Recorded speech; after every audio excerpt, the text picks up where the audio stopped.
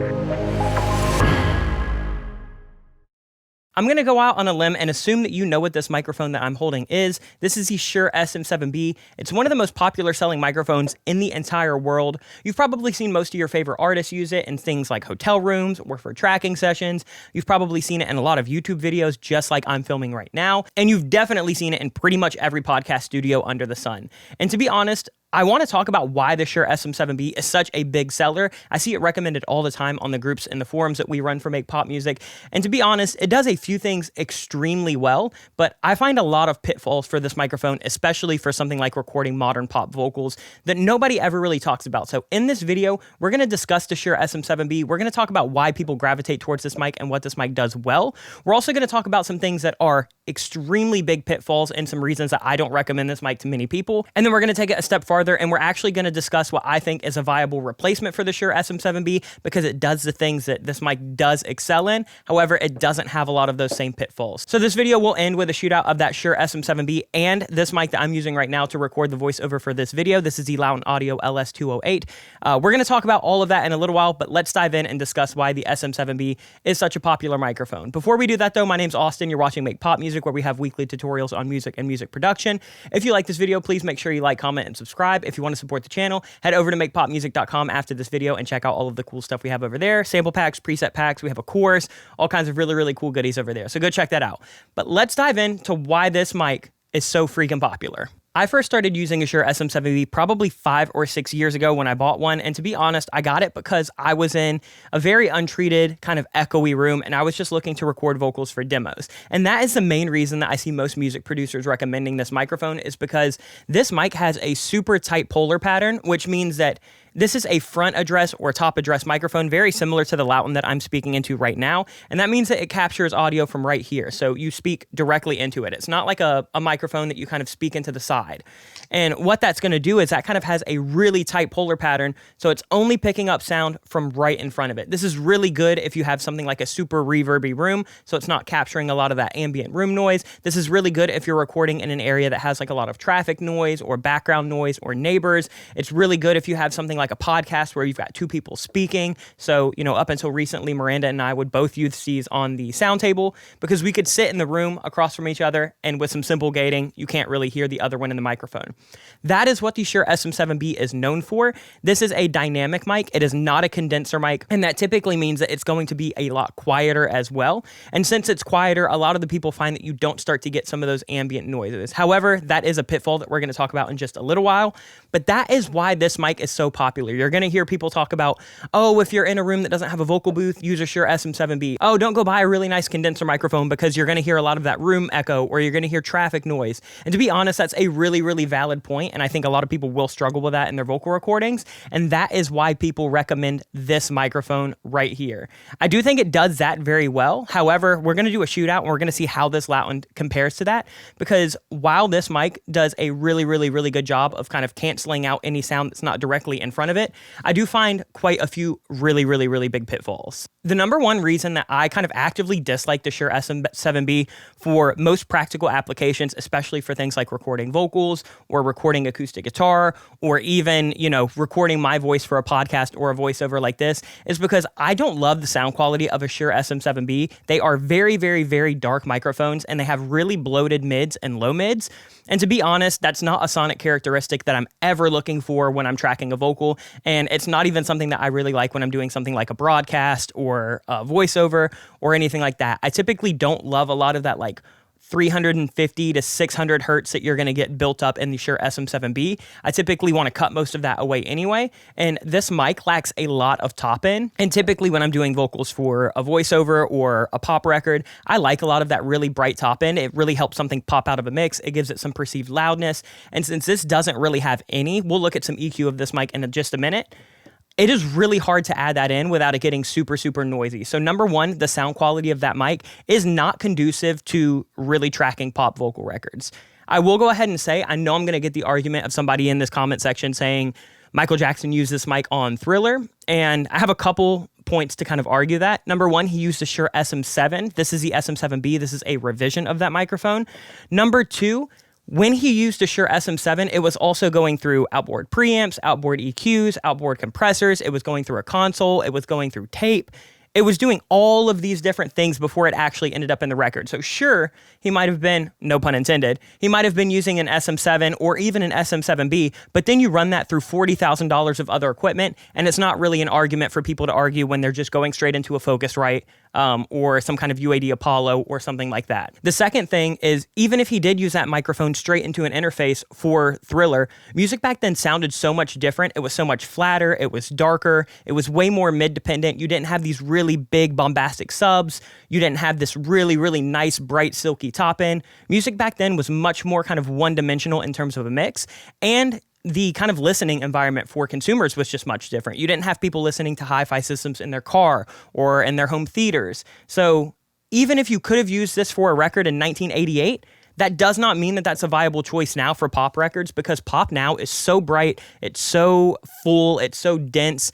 This is probably not going to cut it in most instances without super, super, super heavy EQ. And with that, you'll run into some pitfalls. So that is my argument on why just because Michael Jackson used this in the 80s does not mean it is a good choice for pop music right now. The second pitfall of the Shure SM7B is that since it is a dynamic mic, it's not a condenser mic, you don't use fans and power, but that also means that it is a super quiet mic. So typically to get this to have a kind of decently appropriate signal inside of your session, you're going to need to almost max out whatever interface you're using. This mic will need about 65 to 70 dB of gain to get a really good kind of valid response. And if you're using a more budget-friendly interface like a Focusrite or a Presonus or, really anything that's going to top out at 60, 65 dB of gain, you A, might not even be getting enough gain to get a clean signal, and then B, it's going to start to introduce something called a noise floor. So preamps, interfaces, compressors, all of these things have what's called a noise floor, especially if they're analog. And that means that as you start to boost signal,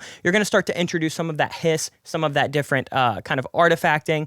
And so if you have to use this mic and you basically have to max out the gain on your interface, it normally sounds less than stellar. So a lot of people will use something called an external preamp.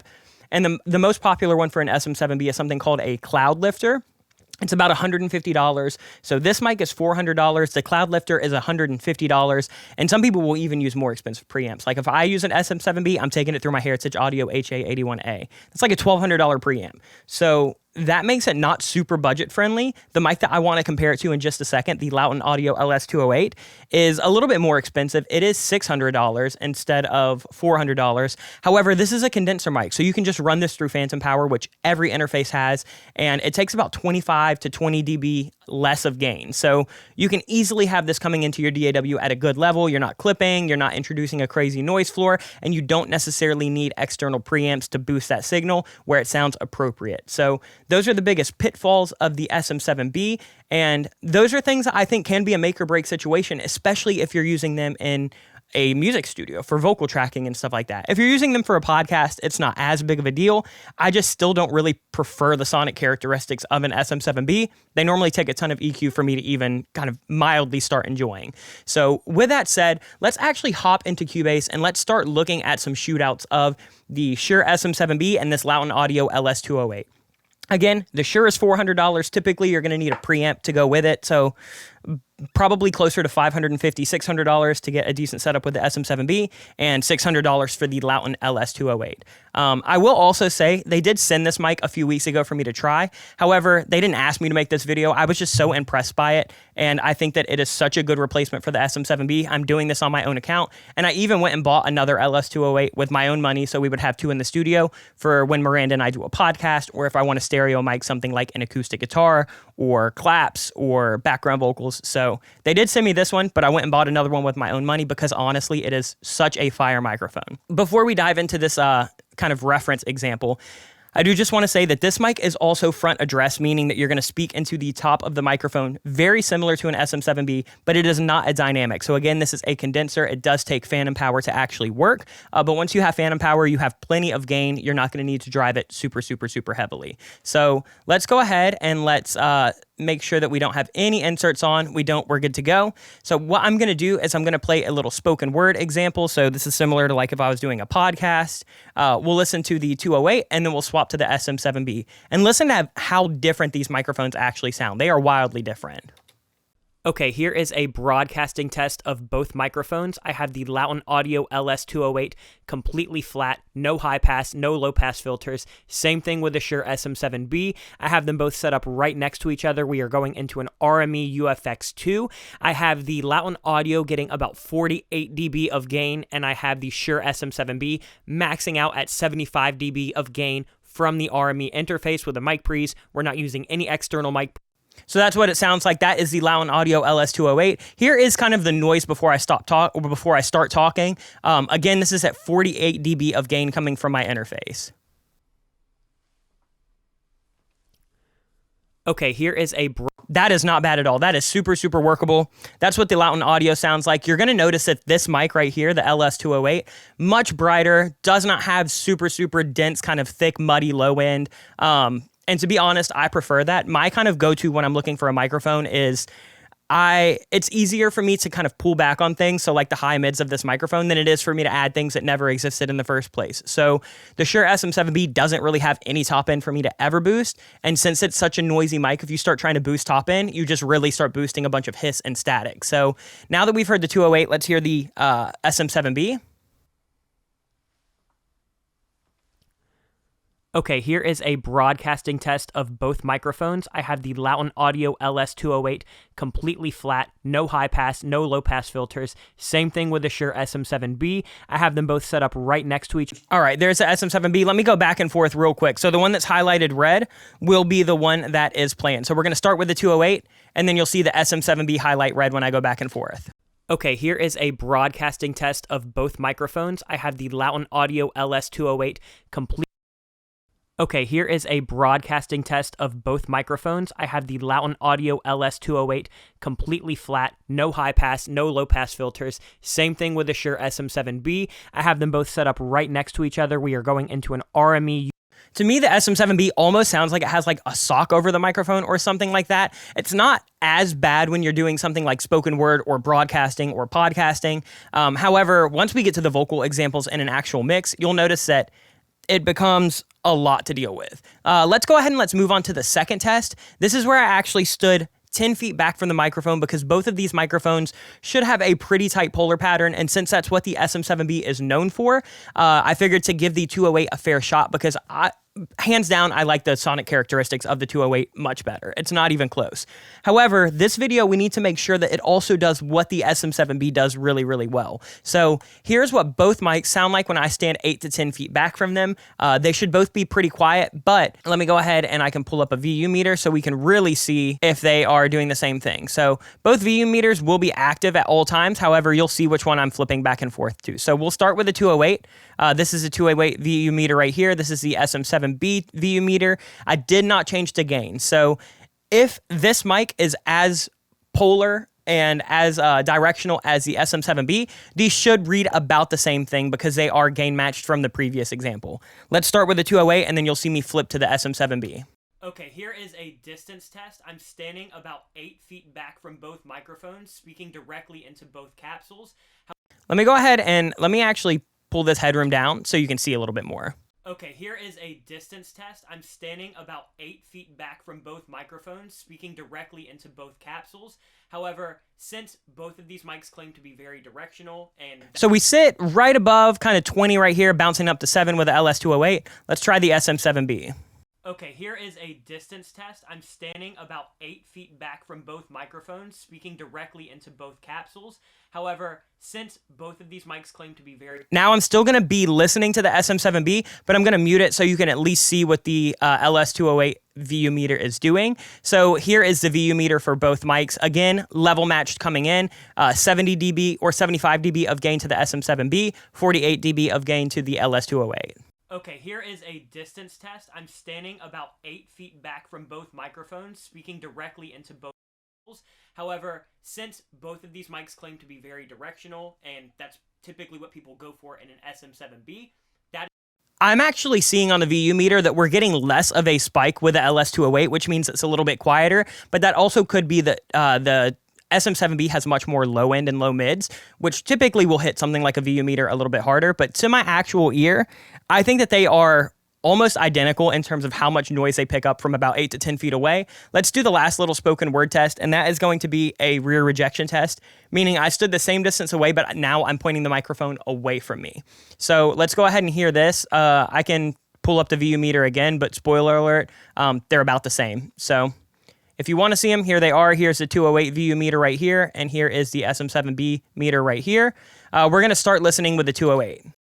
Okay, now let's do a rear rejection test. I am talking at the exact same volume. I'm standing about 10 feet back, and now I am speaking into the backside of both of these microphones. Since these are front address mics, they are made to kind of reduce. Again, SM7B is getting a little bit more volume on the VU meter. That could just be a tiny little gain thing. Let's go ahead and hear how it sounds to our ear.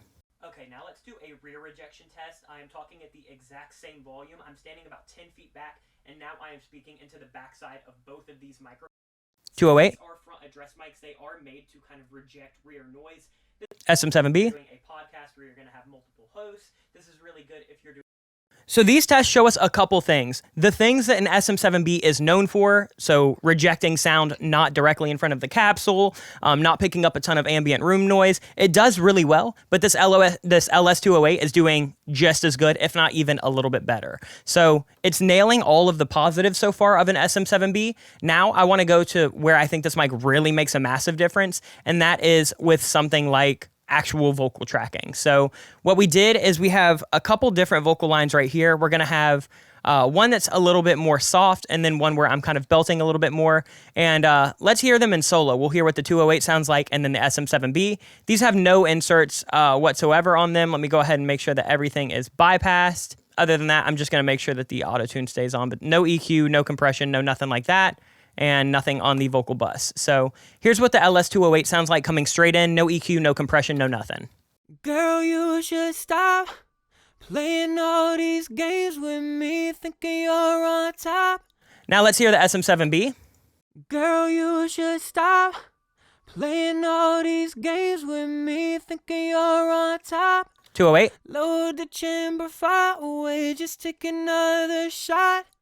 I can already hear that some of those muddy, low kind of mids, especially in my personal voice for the SM7B, are immediately gone in the 208. To me, the 208 is much more mix ready. A little bit of EQ, maybe take out a couple dB of high mids, and a little bit of compression, and I think that's good to go. This SM7B is going to need tons of sculpting in the mids. It's going to need some saturation, kind of add like phantom brightness. It's just never really going to sound the same. Let's play an example where I'm belting a little bit more, doing more of a full voice kind of thing. Wait for me. Why'd you have to go and leave me all alone? Just wait and see. All right, here's the SM7B. Wait for me. Why'd you have to go and leave me all alone? Just wait and see. All right, and let me do one thing real quick. I'm going to basically pull up an EQ that's going to show the difference between the SM7B and the 208. So we'll go to this first example right here. You're going to see the 208. Girl, you should stop. And the white outline. And then the SM7B is going to be in the red outline. But we are only listening to the Lauten Audio mic.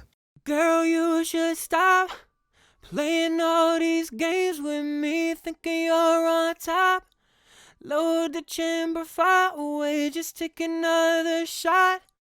So what's interesting is I talk about how muddy the SM7B really is. However, the low mid response on the LS208, frequency rise is about the same. The difference is the low mids get a lot more saturated in the SM7B, and you can see right here that this 208 has so much more top end, and that kind of balances everything out because frequency is kind of a give and take. So if something's lacking in high end, it's going to sound darker and more muddy. If something is lacking in low end, it's going to sound thinner and brighter. And that is why the 208 sounds so much brighter and so much more scooped, is because it has that extended top end. Now, the mic does have a low pass roll off and a high pass roll off. If you want to get rid of some of that top end or you want to narrow up some of that low end, you can do all of that in the 208. The SM7B has a low cut filter, but that's about it. And that is kind of what they sound like just straight coming in.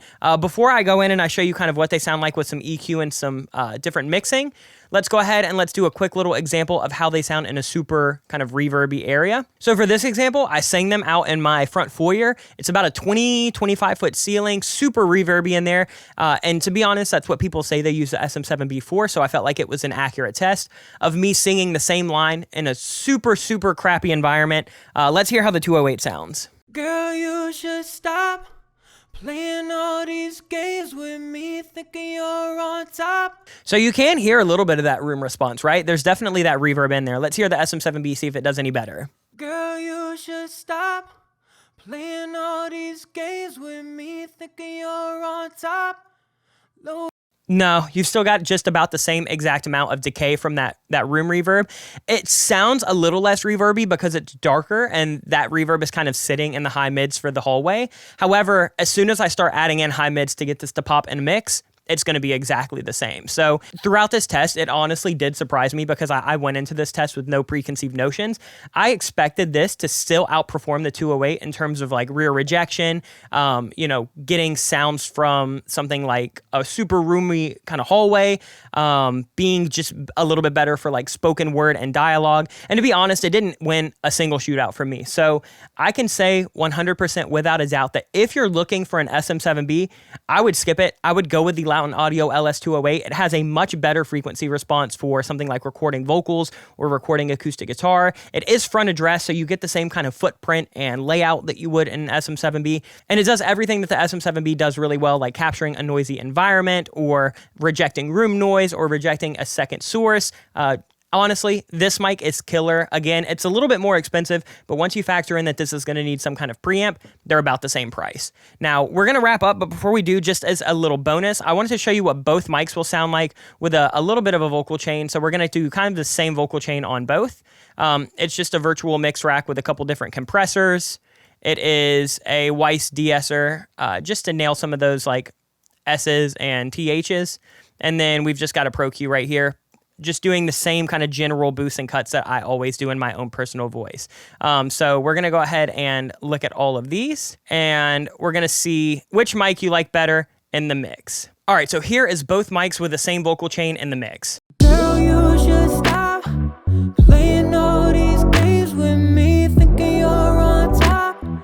Load the chamber far away, just take another shot. All right, here's the SM7B in the mix. Girl, you should stop playing all these games with me, thinking you're on top.